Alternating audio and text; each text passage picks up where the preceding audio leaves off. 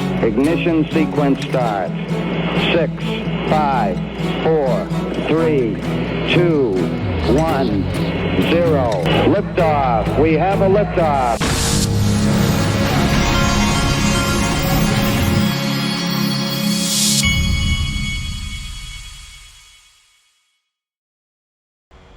Hey everybody, this is the Digital Asset Investor, and just a reminder, go to XRPLasVegas.com to get your discount tickets, discount MGM Grand Rooms. We got Brad Garlinghouse on stage with all these other CEOs and heads of industry like Chris Giancarlo, and then we've got Dr. Chris Brummer from Georgetown Law that does DC FinTech Week. He's going to be there to do a fireside chat with Brad Garlinghouse. It's going to be, and then that we hadn't even begun to name all the people that are coming, and there's a lot, and a lot of people building on the XRP ledger as well. Brad Combs offered a fig branch here, olive leaf. That's what I'm trying to open the door to, and maybe he feels compelled to bring someone even bigger with him. Imagine us putting a Bitcoin Maxi on stage at XRP Las Vegas. Imagine if we could get Jack Mallers on stage. So that was an invitation to Scott Melker. And I said, I'm all for Jack Mallers and Scott Melker coming to XRP Las Vegas. Not to do a debate or anything, but just to bury the hatchet so that all boats can rise. We're all about that around here. Okay, so the market's kind of flat today. XRP is down a little bit, not anything major. The market's just kind of flat. It's waiting for an announcement. You know, an announcement like this. Today, I believe, is the FOMC. Federal Reserve will decide what to do about interest rates. Poly market users predict a 98.6% chance there will be no change.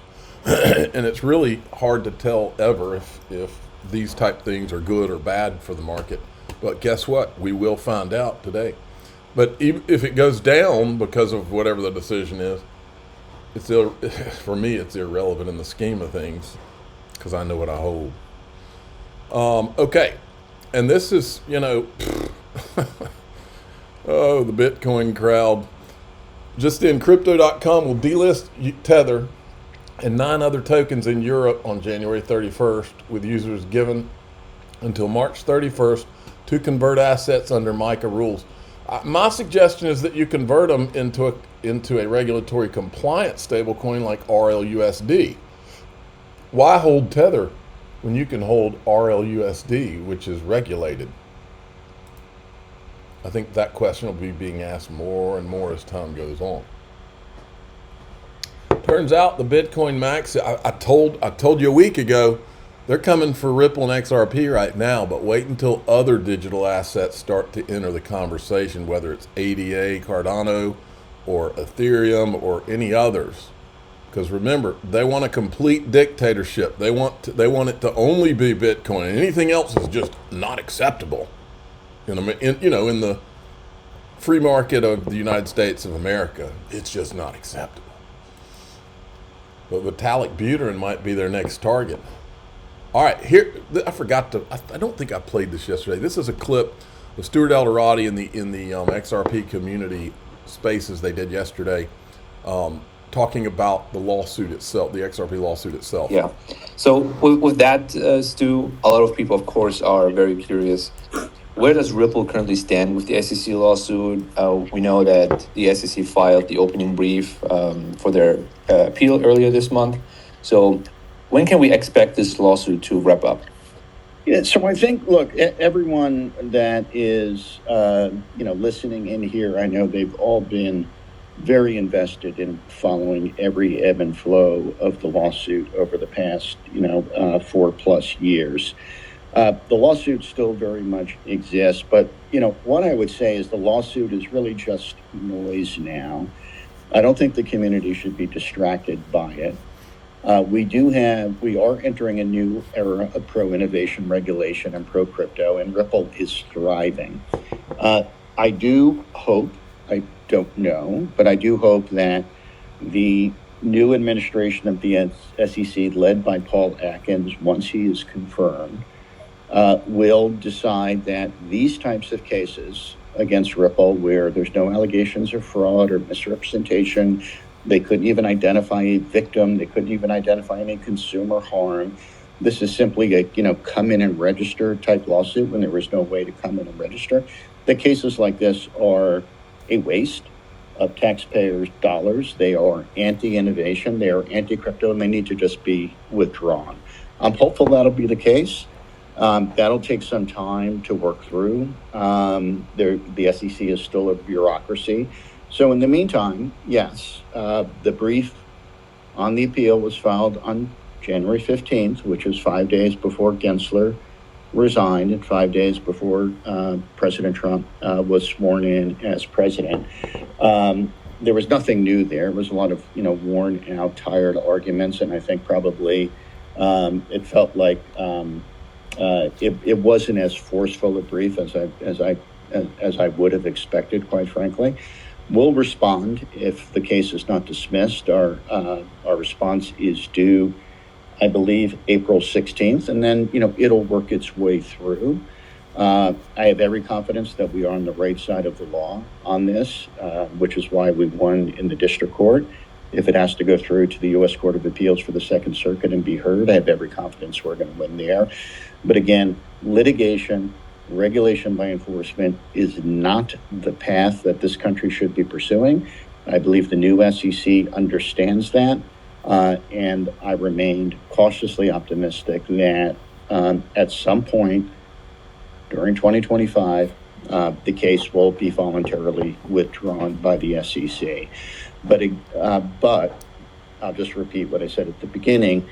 I don't think the days of sort of being distracted by this, of, Jim Filan, bless his heart, posting every docket entry. And by the way, I would get my information from James Filan's tweets quicker than I would get it from our high-priced lawyers. In other words, I bet that was awkward over at Ripple. Tweet would hit me before I got the email from my high-priced lawyer that the SEC filed something. Those days are kind of gone. We don't have to follow every ebb and flow of the docket. This will play out, but really where we need to focus our time and energy is on the crypto reset, the new policy front, and then moving forward. Again, I think I take the lawsuit very, very seriously. It's consumed a lot of my time and my life over the past 4 or 5 years. But I do think it should not be a distraction of the good work that we need to do going forward. Bingo. Check this out. Now, I've told you many times, I don't trust Senator Loomis because she never did anything about ETHgate. And from where I sit, she appears to be, maybe even when she's disguising it, she appears to be a Bitcoin maxi all the way. And that's not good. So why Bitcoin would make sense as part of our strategic reserves is that we recognize other long-term stores of value and put them in strategic reserve. We have a gold strategic reserve. Right, that's why you should recognize other crypto as well. We have an oil strategic reserve. I think it is fitting that Bitcoin, now that is really digital gold, be included among our reserve assets.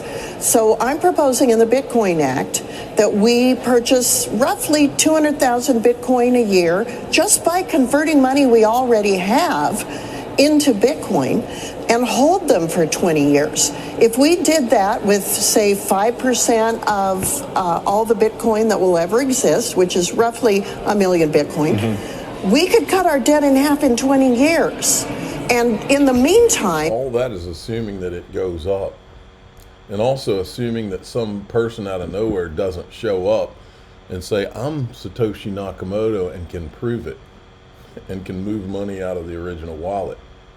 Isn't that a national security risk? We would have an asset that's growing in value while our own dollar is decreasing in value.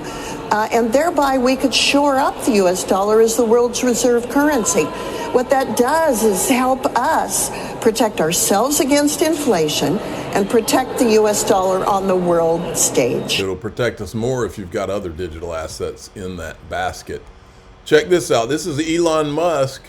Elon Musk is behind the scenes. He's meeting with blockchain companies. Olga, I've been hearing about the blockchain, increasing efficiency for the better part of a decade at this point, but I truly have not witnessed it happen. What's the Elon Musk plan? At least what do we know about Elon Musk's plan for the government?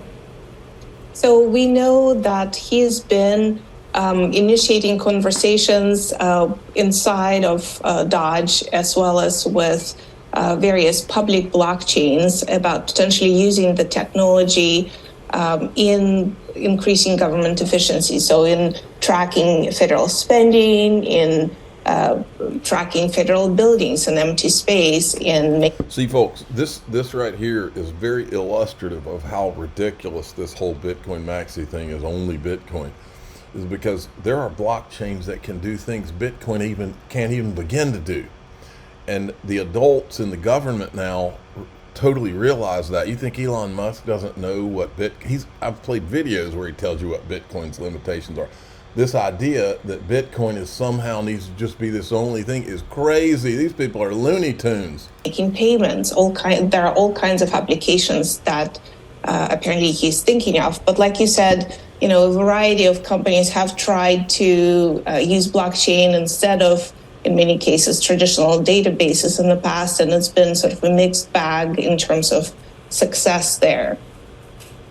Yeah, Olga, I know you've talked to some experts about the feasibility of this. What's the sense you get on exactly what people expect of this? Do they really expect it to happen and to really do what Musk hopes it does, improve government efficiency, or is there some skepticism that this will get off the ground at all?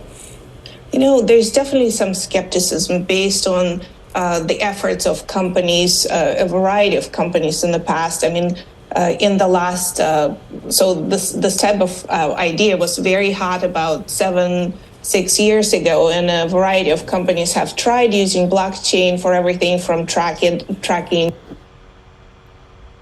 tainted lettuce to tracking diamonds. And the takeaway from a lot of these efforts has been that, they're not necessarily better than traditional databases in a lot of cases in terms of reducing costs as well as gaining efficiency. The difference is that a lot of these efforts, they used private blockchains that other people could not use to track transactions. And it sounds like Musk is interested in using public blockchains, but of course they come with their own set of problems that he would have to navigate as well. But he is definitely sort of trying a newer approach here for this technology that has been tried. And what's hilarious about that is we've been living under a government that has intentionally tried to hamstring blockchain at every single turn. You don't have any this woman has no clue. They have no clue what blockchain can actually do when it's really unleashed in a pro crypto regulatory environment. You're about to find out, lady. Okay, Here, I'll play a little bit of this. This is Kathy Wood. I'll correct as needed. The next big wave, and it's a huge efficiency move for the financial services sector.